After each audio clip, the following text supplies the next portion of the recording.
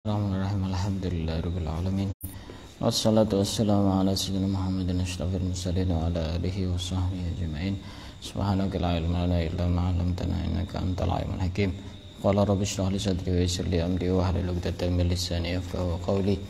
La tata'allama wa ta'lima li fadada wal istifada wa tadhakkur wa tadhkir wa naf'a wal intifa wa tamassuka li kitabillah wa sunnati rasulih wa du'a ila al-huda wa dalalah ala al-khair. Ibtigha'a mardatihi wa qurbihi wa thawabihi subhanahu wa ta'ala. Qala al-musannif rahimahullahu ta'ala wa nafa'ana bihi wa bi'ulumihi wa amadana bi asrari fid dharain amin. Akan kita lanjutkan membaca kitab Wasailul Usul ila Syama'ilir Rasul yang dikarang oleh Syekh Yusuf bin Ismail An-Nabhani. Pada pembahasan sebelumnya kita sudah membahas tentang akhlak Rasulullah. Pada pembahasan sebelumnya sudah dijelaskan bahwasanya pernah suatu hari Sa'ad bin Hisham ini mendatangi Sayyidah Aisyah dan ayahnya Sayyidina Abu Bakar Siddiq, terus bertanya tentang akhlaknya Rasulullah. Kemudian Sayyidah Aisyah ini menjawab, "Apakah kamu tidak pernah membaca Al-Quran?" Sa'ad bin Hisham ini menjawab, "Iya, pernah." Kemudian Sayyidah Aisyah mengatakan, "Kana khuluqu Rasulillah sallallahu alaihi wasallam Al-Qur'an." Akhlaknya Rasulullah itu Al-Qur'an. Artinya sifat-sifat yang baik yang dijelaskan di dalam Al-Qur'an itu semuanya ada pada diri Rasulullah. Kemarin sudah dijelaskan beberapa ayat. Sekarang akan kita lanjutkan ayat-ayat yang lain. Wa qawlihi wal kadhiminal ghaidha wal 'afina 'anil nas. Di dalam Al-Quran ada ayat wal kadhiminal ghaidha wal 'afina 'anil nas wallahu yuhibbul muhsinin, yaitu orang yang bisa meredakan amarahnya dan suka memaafkan kepada orang lain. Itu sifat yang dijelaskan Allah di dalam Al-Quran. Apakah Rasulullah punya? Otomatis Rasulullah mempunyai sifat itu. Rasulullah itu orangnya pemaaf, tidak benci kepada orang dan tidak suka marah-marah kalau urusan pribadi. Artinya kalau pribadinya yang disakiti itu beliau memaafkan. Tapi kalau sudah urusan agama yang disinggung-singgung, maka tidak ada satupun orang yang berani menghalang-halangi beliau untuk marah kepada orang lain. Tidak ada yang berani. Itu langsung berapi-api Rasulullah. Memaafkan itu ketika hubungannya dengan kesalahan pribadi. Karenanya orang yang kuat itu adalah bukan orang yang bisa mukul atau orang yang punya kekuatan yang super, tapi orang yang kuat itu adalah orang yang ketika dia bisa marah tapi tidak marah, itu adalah orang yang kuat. Dalam sebuah hadis disebutkan, man kadzama ghaidhan wa huwa yaqdiru ala inqadhihi mala Allahu qalbahu amnan wa imanan. Orang yang bisa meredakan amarah, mengontrol emosi, mengontrol amarah, sedangkan dia sebenarnya bisa untuk bisa marah, maka Allah akan memenuhi hatinya dengan keamanan dan keimanan. Hatinya itu imannya dipenuhi oleh Allah, dan juga bukan cuma keimanan tapi juga keamanan. Kemudian yang berikutnya, sifat bagus yang ada di dalam Al-Quran, wa qalihi ijtanibu katsiran minadh-dhann inna ba'dadh-dhanni ismu wa la tajassasu wa la yaghdab ba'dukum ba'dha. Di dalam Al-Quran disebutkan, jauhilah dari prasangka, karena sesungguhnya prasangka sebagian itu ada yang dosa. Artinya di sini tidak boleh untuk suudzon.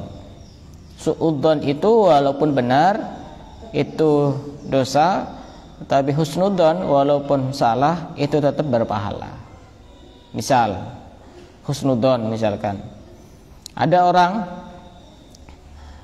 ke masjid, rajin ke masjid, kita husnudzon, oh itu mungkin dia pengen berubah, pengen berusaha mengisi hari-harinya dengan akhlak-akhlak yang baik, dengan ibadah.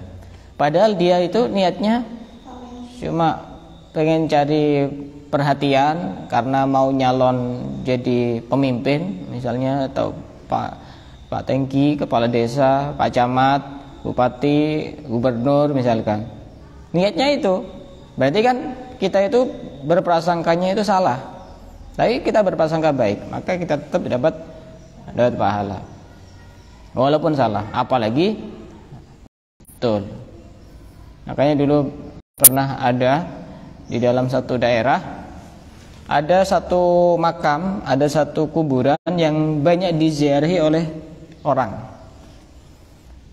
Mereka bertawasul di makam itu untuk agar Allah mengabulkan hajat-hajatnya, dan rata-rata dikabulkan hajatnya sebab bertawasul di makam itu, karena husnudzonnya mereka kepada orang yang ada di makam itu bahwa salah satunya adalah wali-wali Allah, kekasih-kekasih Allah. Setelah jarak beberapa waktu, ada orang soleh yang dikasih oleh Allah kelebihan, bisa mengetahui bahwa yang di makam itu bukan orang, tapi bangkainya keledai. Akhirnya mereka penasaran, orang-orang yang sering ziarah ke makam itu. Dibongkarlah makam itu. Ternyata betul, bangkainya itu adalah bangkai keledai. Kenapa Allah kok sudah mengabulkan hajat-hajat mereka? Karena husnudzonnya kepada orang itu. Itu juga berlaku bagi seorang murid kepada gurunya. Semakin besar husnudzon, semakin ilmu itu bisa masuk itu semakin besar, sesuai dengan husnudzonnya masing-masing. Maka di sini dalam satu ayat ini dijelaskan kita tidak boleh untuk suudzon, karena suudzon itu tidak diperbolehkan. Wala tajassasu, jangan suka tajassasu itu ya apa? Memata-matai, mencari-cari kesalahan. Ini memang satu paket. Buruk sangka, mencari-cari kesalahan orang lain, ghibah. Ini satu paket, satu ayat ini satu paket, karena memang ini rangkaian. Orang ghibah itu tidak mungkin kalau tidak buruk sangka dulu, susah. Dan juga tidak cari kesalahannya dulu itu sepertinya susah. Ujuk-ujuk tiba-tiba dia ghibah. Itu satu paket, suudzon, cari-cari kesalahan, kemudian ghibah. Kayak bahasa tajassasu itu bahasa yang tidak bagus, bahasa sesuatu yang negatif. Makanya saya kurang setuju kalau di pondok di situ ketika ujian ada istilah apa? Mutajassis. Itu kurang pas. Gitu. Karena konotasinya itu kepada hal yang tidak baik. Ghibah semuanya hukumnya haram. Ghibah, suudzon, kemudian mencari-cari kesalahan orang lain itu juga termasuk hal yang haram. Ketika kita mengetahui bahwa orang lain itu melakukan kesalahan, yang harus kita lakukan adalah mengajak bicara 4 mata. Setelah itu kita ingatkan, kita nasihati. Kalau sudah ya sudah. Jangan sampai sudah kita tidak bisa menasihati tambah membicarakan kesalahan orang lain sehingga kita melakukan 2 kesalahan sekaligus. Yang pertama kita tidak bisa menasihati, yang kedua membicarakan kesalahan orang lain. Itu semuanya ada pada diri Rasulullah. Rasulullah tidak pernah suudzon, Rasulullah tidak pernah ghibah, Rasulullah tidak pernah untuk mencari-cari kesalahan orang lain, karena kana khuluquhul Quran. Wa amsalu hadhi ta'jibat fil Qur'ani la tanhasir. Dan masih banyak contohnya, kata Syekh Yusuf bin Ismail An-Nabhani. Di dalam Al-Qur'an itu masih banyak contoh sifat-sifat yang baik, dan itu semuanya ada pada diri Rasulullah. Tidak ada yang tidak ada pada diri Rasulullah. Semuanya masih banyak. Wa huwa sallallahu alaihi wasallam al-maqsudul awwal bit ta'dib wa tahdzib, thumma minhu yusyrikun nuru ala kafatil khalqi.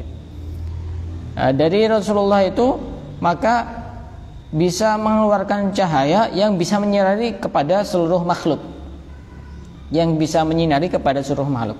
Sebenarnya tidak usah jauh-jauh melihat sosok Rasulullah, melihat penerus-penerusnya, pewaris-pewarisnya, baik dari ulama, dari habaib, itu akhlaknya luar biasa. Juga pemaaf. Itu bukan Rasulullah loh, itu bagian dari cahaya yang memancar dari cahaya, sumber cahaya, yaitu Rasulullah. Betapa contoh saya pernah dengar satu cerita, ada namanya Habib Abdul Qadir bin Ahmad bin Faqih, Habib Abdul Qadir bin Ahmad As-Segaf, Jeddah. Itu pernah beliau itu di satu acara, kemudian sudah selesai acara, beliau masuk di mobil karena ada muhibinnya, pecinta-pecintanya beliau itu yang rela untuk mengawal kemana-mana sampai diantarkan ke mobil. Kemudian dia sudah masuk, dikira sudah siap pintunya untuk ditutup, ternyata tangannya beliau itu masih ada di posisi sekitar pintu itu, sehingga kalau ditutup itu kena ke tangannya. Nah, ketika itu tangannya beliau itu masih belum di, pernah tahu mobil kan ya, mobil ya. Nah, itu kalau tangannya ada agak dimasukkan, itu nanti kena kepencet, kejepit pintu mobil. Nah, waktu itu beliau itu kejepit pintu mobil, tangannya beliau, Habib Abdul Qadir ini seorang wali kutub pada masanya. Ini juga salah satu gurunya Habib Umar. Ini juga termasuk salah satu gurunya Habib Ali Jufri itu. Kemudian setelah selesai, supirnya tahu, ini tangannya Habib ini kok berdarah-darah ini. Terus supirnya ini bilang, atau yang ngikuti di mobil itu bilang, "Beb, tadi kok tidak bilang kalau belum siap ditutup?" "Saya tidak mau dia mikir nanti, padahal tangannya sudah berdarah-darah." Itu, coba lihat besarnya hatinya beliau itu. Itu bukan Rasulullah, bukan itu. Orang, salah satu dzurriyyah, salah satu al-ulama warasatul anbiya, salah satu pewaris Nabi yang begitu indah akhlaknya. Coba seandainya kalau kita melihat Rasulullah secara langsung, apa tidak lebih indah daripada itu semuanya. Contoh yang lain, saya pernah dengar cerita juga. Habib Umar ini pernah digugat, Habib Umar bin Hafid itu pernah digugat oleh seseorang. Ya, tidak tahu ya kok berani itu menggugat Habib Umar.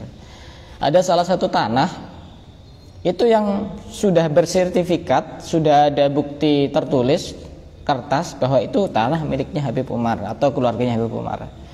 Kemudian ada orang ngaku-ngaku, "Ini tanahnya saya ini tanah saya."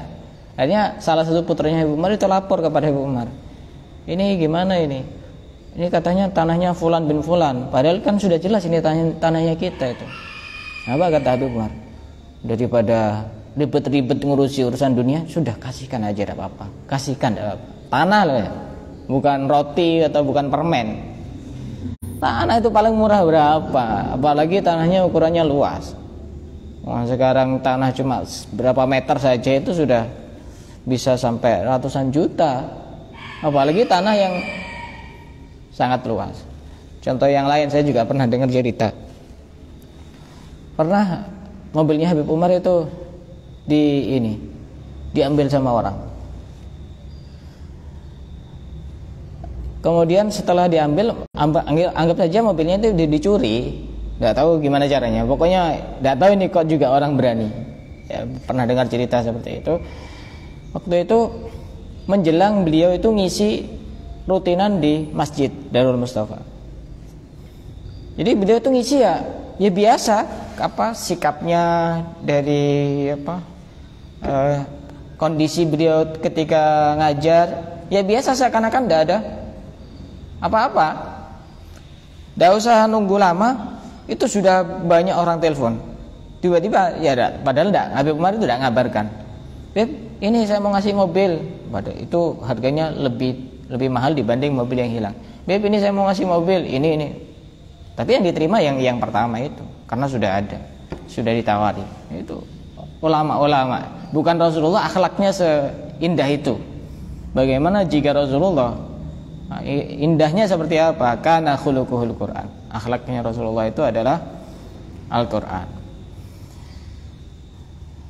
Itu semuanya itu hanya bintang-bintang yang berasal dari sumber muara cahaya yang besar. Rasulullah itu seindah itu. Kita bisa merasakan keindahannya, akhlaknya beliau-beliau itu. Fa innahu uddiba bil Qur'ani fata'addaba bihi. Karena Rasulullah itu dididik dengan Al-Qur'an, maka Rasulullah adabnya juga sama seperti Al-Qur'an. Addabani Rabbi fa ahsana ta'dibi. Yang mendidik Rasulullah itu adalah Allah. Sehingga pendidikan Rasulullah itu adalah pendidikan yang terbaik. Wa addabal khalqa bihi, dan Rasulullah juga mendidik kepada umat-umatnya agar bisa berperilaku sebagaimana yang dijelaskan di dalam Al-Qur'an. Walidzalika qala sallallahu alaihi wasallam bu'istu li utammima makarimal akhlak. Salah satu tugas Rasulullah itu adalah diutus untuk menyempurnakan akhlak. Makanya kemarin sudah saya jelaskan ada perbedaan pendapat di kalangan para ulama, akhlak itu bisa dirubah atau tidak. Ada satu pendapat yang mengatakan akhlak itu ya sudah dari sananya bawaan, tidak bisa dirubah-rubah. Tapi pendapat yang paling kuat bahwa akhlak itu bisa dirubah. Kalau akhlak itu tidak bisa dirubah, sudah bawaan dari sana, maka tidak ada perlunya nabi, tidak ada perlunya ulama, tidak ada perlunya guru, tidak ada perlunya nasihat, karena tidak bisa dirubah. Tapi juga ada pendapat yang menggabungkan akhlak ini sebenarnya sudah dari sananya, tapi itu bisa berkurang, bisa bertambah sesuai dengan usahanya masing-masing. Itu pendapat yang lain, dan itu lebih kuat, karena memang kadang orang itu memang lahirnya ya ada yang baik, ada yang tidak baik. Saya beberapa sekitar 1 minggu yang lalu itu saya lihat di YouTube ada wawancara salah satu anggap saja preman yang sudah taubat, yang dia sudah jadi ustadz gitu, yang wajahnya penuh tato. Sampai wajahnya ini juga penuh tato, tubuhnya sampai matanya juga ada tatonya, pas ininya lebar gitu. Subhanallah, yaitu hidayah Allah itu tidak ada yang tahu. Tapi ini jadi pelajaran. Ternyata ini orang ini dulu kenapa kok bertato? Pengen nyoba pertama. Masa teman saya bisa bertato, masa saya tidak bisa? Nah, ini yang jadi pintu masuknya setan. Kadang urusan yang buruk, sesuatu yang berbau dosa dan maksiat, karena pengen nyoba, akhirnya sampai ke sana. Awalnya cuma tato sedikit, beberapa titik begitu, satu, hanya langsung hampir semuanya itu isinya tato, sampai di kepalanya itu isinya tato. Tapi hidayah Allah itu kapan saja bisa datang. Nah, dia itu mendapatkan hidayah waktu itu, kalau tidak salah saya itu mendengarkan itu. Waktu itu dia itu ada ibunya yang mengajukan permintaan. Waktu itu bapaknya sakit sampai kemudian meninggal. Ibunya bilang, saya cuma minta satu permintaan, kamu itu kalau bisa sholat dan ngaji, kata ibunya. Di YouTube ada, jutaan itu viewernya itu. Di waktu diwawancarai di satu acara gitu. Kalau kamu itu kalau bisa ngaji dan bisa sholat. Hanya dia mikir, saya sudah bisa memenuhi keinginan orang yang cukup banyak, masa saya memenuhi keinginan ibu saya yang cuma sederhana itu, mau sholat dan mau ngaji, masa saya tidak bisa? Hanya dia mikir, dan kemudian mondok dengan penuh tato itu, akhirnya dia berubah, dan sekarang pakaiannya Masya Allah, pakai imamah, pakai baju putih. Hidayah tidak ada yang tahu. Akhlak itu, semuanya itu dari akhlak. Wa innaka la'ala khuluqin azim. Saking bagusnya akhlak Rasulullah sehingga Allah memuji Rasulullah di dalam Al-Quran, sesungguhnya engkau adalah memiliki akhlak yang sangat agung. Agung itu saking tidak bisa digambarkan dengan kata-kata. Nah, dari ayat ini juga para ulama menyimpulkan bahwa memuji Rasulullah itu tidak apa-apa. Nyatanya Allah sendiri yang memuji kepada Rasulullah. Jadi sholawat dengan berbagai macamnya, Rasulullah sendiri memuji kepada Allah sendiri memuji kepada Rasulullah, wa innaka la'ala. Masa kita mengatakan Allah itu berbuat bid'ah begitu? Ya kan enggak. Karena Allah sendiri yang mencontohkan bahwa memuji itu diperbolehkan begitu. Wa innaka la'ala khuluqin 'adzim. Tsumma qala Al-Ghazali wa an Mu'adz bin Jabal 'an Nabi sallallahu alaihi wasallam, innallaha haffal Islam bi makarimil akhlaq wa mahasinil a'mal. Bahwasanya Allah itu meliputi Islam dengan akhlak-akhlak yang mulia, akhlak-akhlak yang baik dan amal-amal perbuatan yang baik. Jadi Islam itu ajarannya adalah kebaikan, baik dari segi ucapan, perbuatan maupun keyakinan, semuanya itu isinya baik, kata Imam Ghazali itu ya, mengutip dari sabda Rasulullah. Termasuk akhlak yang baik ini juga semuanya ada pada diri Rasulullah. Husnul muasyarah, baik di dalam bergaul kepada orang lain, baik itu kepada tetangga, baik itu kepada sahabat, baik itu kepada yang lainnya. Bergaul kepada orang lain itu baik dia ahli maksiat maupun dia ahli taat, baik dia itu muslim maupun bukan muslim, itu ya kita tetap ada anjuran untuk berbuat baik kepada mereka. Dan kita harus bisa membedakan mana yang harus lebih didahulukan ketika kita itu berbuat baik. Misalkan kepada tetangga, maka yang wajib untuk didahulukan tetangga yang lebih dekat. Apalagi tetangganya itu masih ada hubungan kerabat, itu jauh lebih didahulukan. Jangan ngasih yang jauh dulu. Kalau ada yang dekat, tidak usah cari yang jauh. Masih dalam lingkup 40 rumah ke kanan, 40 rumah ke kiri, 40 rumah ke depan, ke belakang, itu masih disebut tetangga. Kalau sudah melewati itu ya tetangga, tapi sudah tidak ada hak yang wajib yang dibebankan kepada kita. Kepada sahabat juga seperti itu. Sahabat itu kan macam-macam. Di sini dijelaskan. Ada teman itu yang teman piknik, ada teman itu teman majelis, teman nyantai, ada teman itu teman untuk jalan-jalan, ada teman itu ya teman untuk curhat, ada teman itu teman untuk teman belajar, seperti ini. Artinya teman majelis begitu. Maka mana yang lebih didahulukan? Teman yang hubungannya dengan ilmu. Itu jauh lebih didahulukan kepentingannya dibanding yang lainnya. Semuanya itu ngaku teman. Semuanya ngaku teman.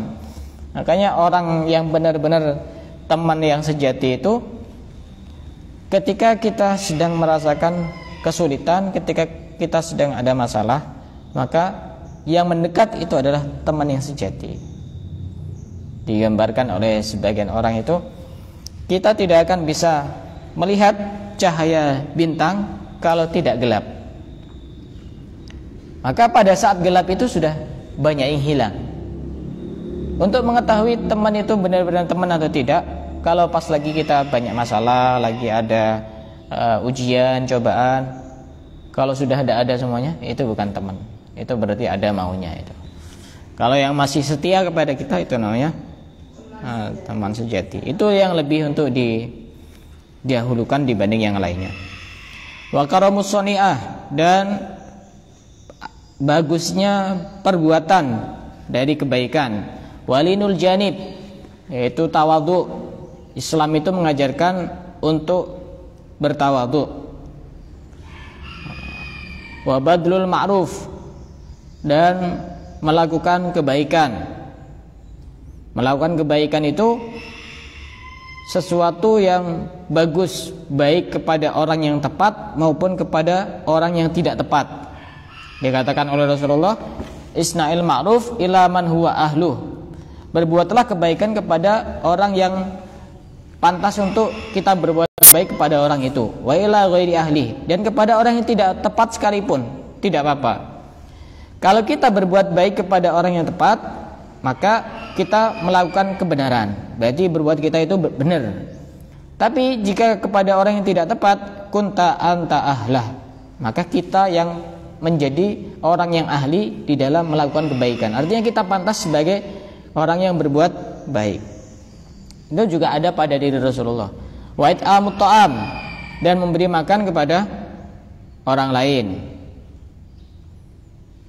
wa ifsya'us salam, dan menyebarkan salam baik kepada orang yang kenal maupun kepada orang yang tidak kenal. Itu hukumnya sunnah. Rasulullah juga seperti itu. Dan mungkin ya satu-satunya yang ngamalkan ini mungkin di Tarim. Saya tahu sendiri. Masuk di warung, assalamualaikum. Hampir semuanya masuk di warung. Masuk di tempat apa begitu? Ya assalamualaikum.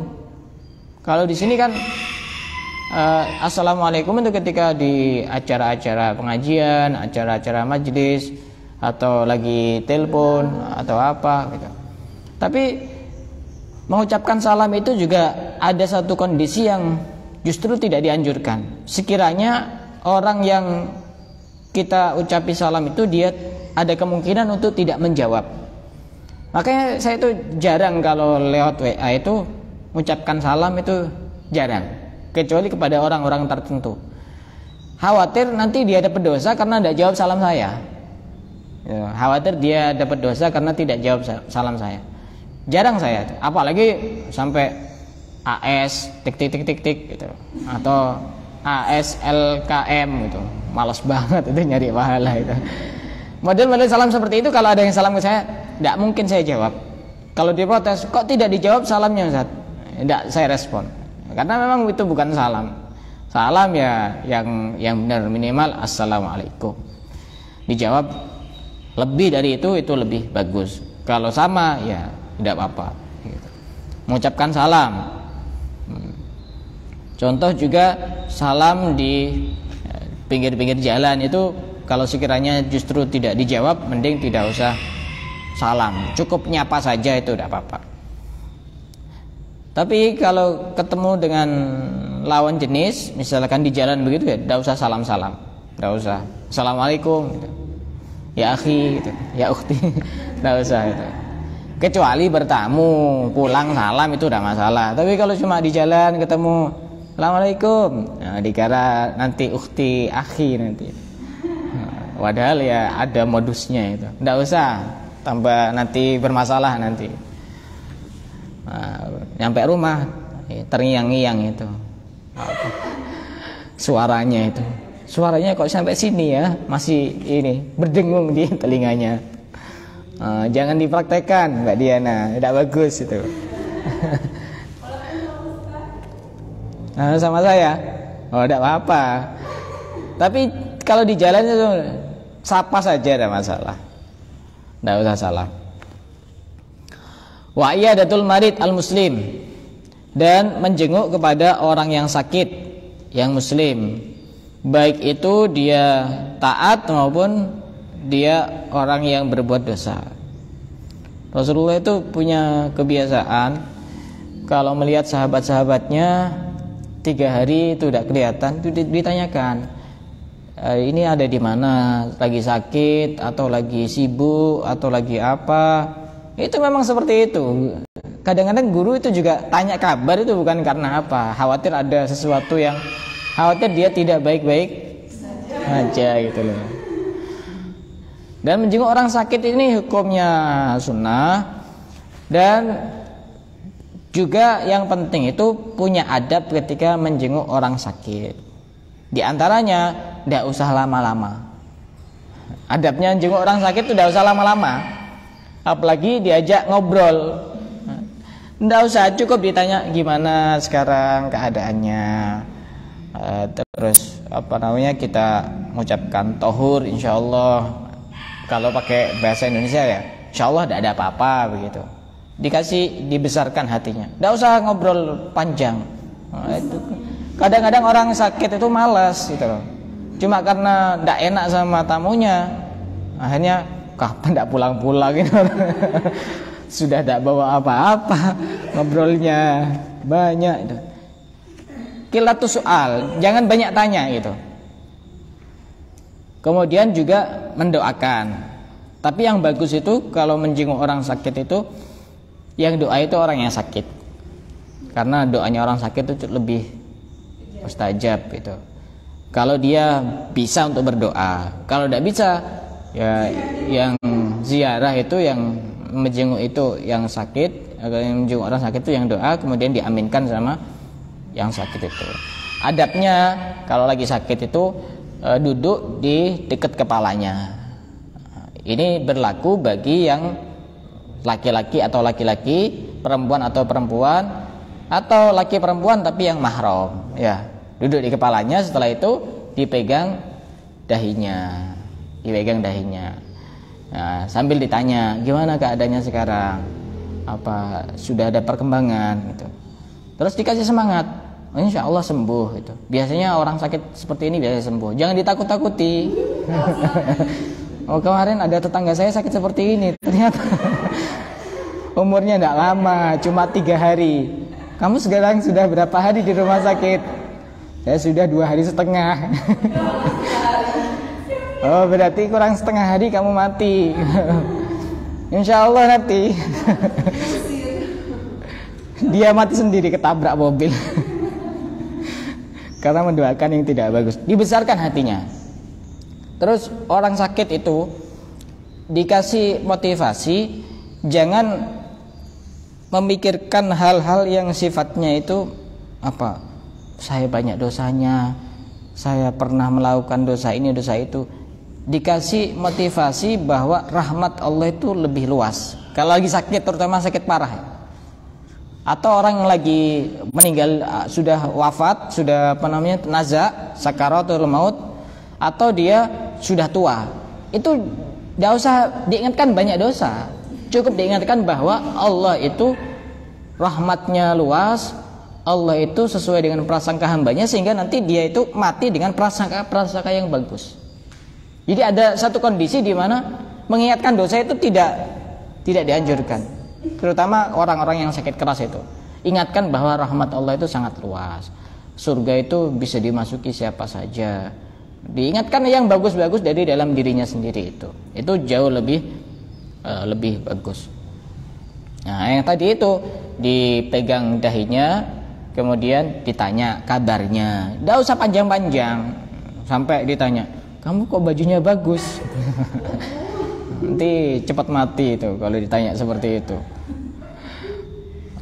Sudah habis berapa perasaan di rumah sakit gitu. Dan tidak usah banyak-banyak, tidak usah lama-lama.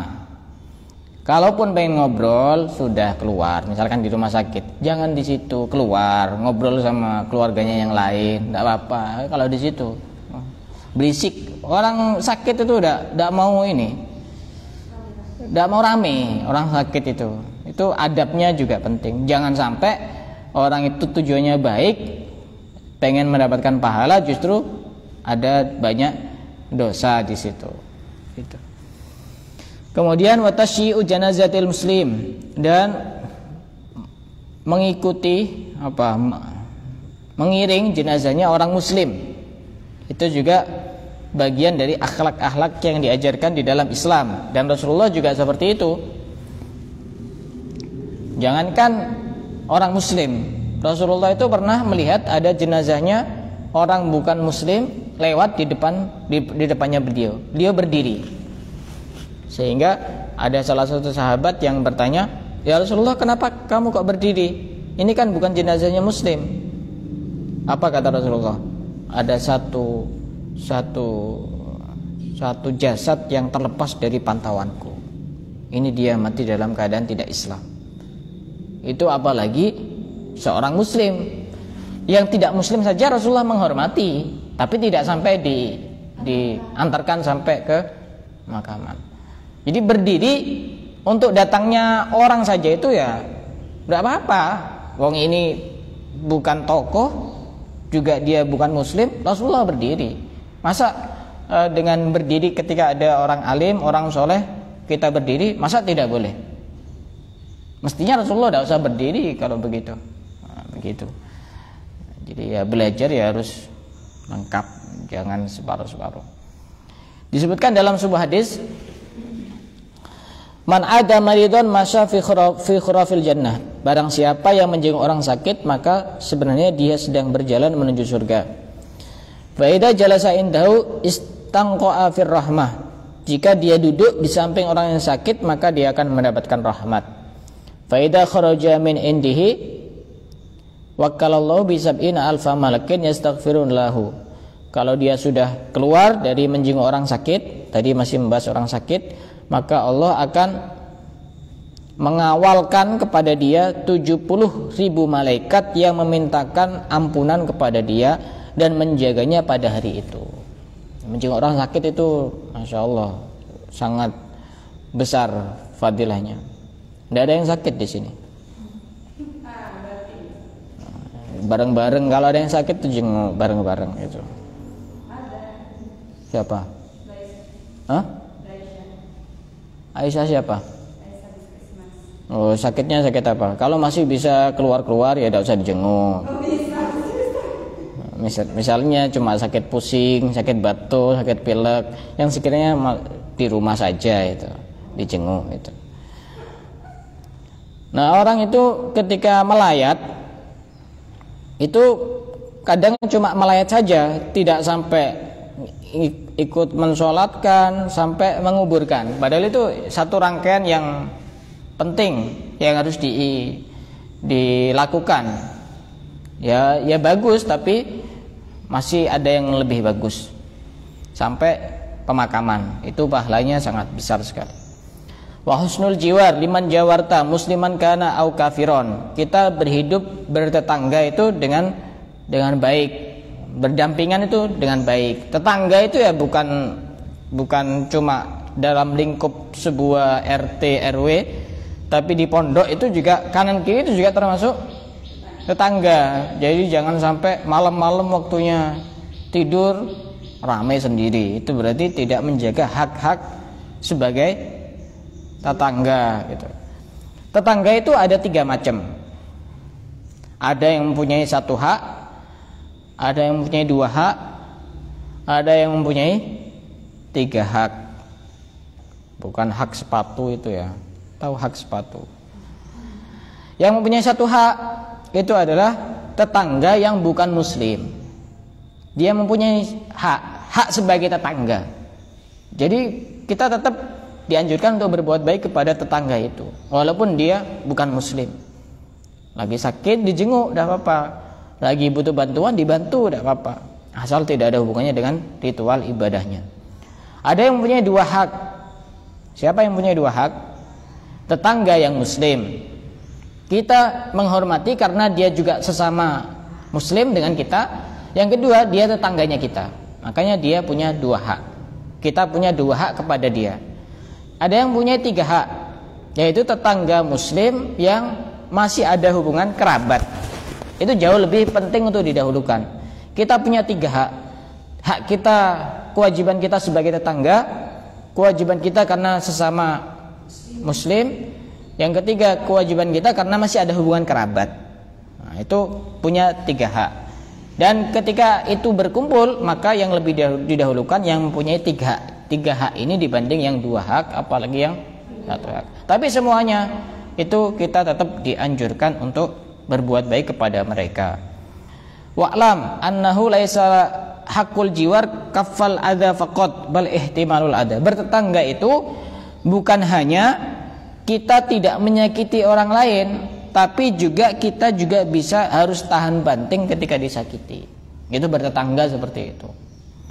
Nah, satu contoh dulu itu ada seorang ulama yang punya tetangga yang rumahnya itu ada di lantai atas. Mungkin tidak tahu ya dulu itu gambarnya seperti apa nyewa atau gimana. Pas yang di lantai atas itu, pas di atas kamarnya ada tempat pembuangan kotoran dan itu bocor, netes ke kamarnya ini. Kamarnya si fulan yang muslim yang di depannya itu. Yang di atas itu bukan muslim. Terus selama kelamaan, tapi bagus sih orang-orangnya yang non muslim ini bagus. Ini kok lama enggak kelihatan, enggak muncul. Akhirnya didatangi itu si muslim itu. Dan langsung dilihat kamarnya, ternyata dia lagi sakit. Setelah sakit, dilihat di kamar itu ada semacam wadah yang menampung tetesan air pembuangan kotoran itu di situ. Terus orang yang non muslim ini bilang, kok tidak bilang kalau ini ada yang bocor? Nah, terus dengan akhlak yang bagus, saya takut ini kepikiran, takut perasaan. Dengan akhlak itu akhirnya si non muslim ini masuk Islam disebabkan karena akhlak yang baik. Dan banyak juga peristiwa-peristiwa yang Rasulullah itu karena mencontohkan akhlak yang baik semuanya itu masuk Islam. Jadi kita itu dakwah itu kadang-kadang tidak perlu untuk ceramah, tidak perlu untuk menasihati, cukup dengan perbuatan yang baik, insya Allah banyak yang mengikuti. Dan yang masuk Islam bisa jadi dia masuk Islam. Dan masih ada banyak hal terkait dengan ajaran-ajaran yang baik di dalam Islam. Di sini masih banyak. Dan nanti setelah itu baru kitab ini mencontohkan bagaimana sikap Rasulullah sehari-hari untuk mempraktekkan akhlak itu disertai dengan contoh-contoh dan kisah-kisah. Itu insyaallah nanti akan kita lanjutkan pada pertemuan yang akan datang. Wallahu a'lam bishawab.